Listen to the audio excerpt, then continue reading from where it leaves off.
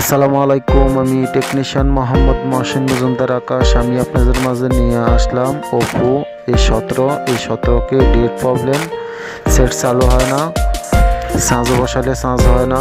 এই প্রবলেম কীভাবে আপনারা এই সমস্যার সমাধান করবেন, মোবাইলের কি সলিউশন, ওটা আমি আপনাদেরকে এই ভিডিওর মাধ্যমে দেখানোর চেষ্টা করবো। আর আপনারা যদি আমার ভিডিওতে নতুন হয়ে থাকেন তাহলে সাবস্ক্রাইব করবেন আর লাইক কমেন্ট শেয়ার করবেন। ফুল ভিডিও দেখবেন, তাহলে বুঝতে পারবেন কীভাবে ওপো A17কে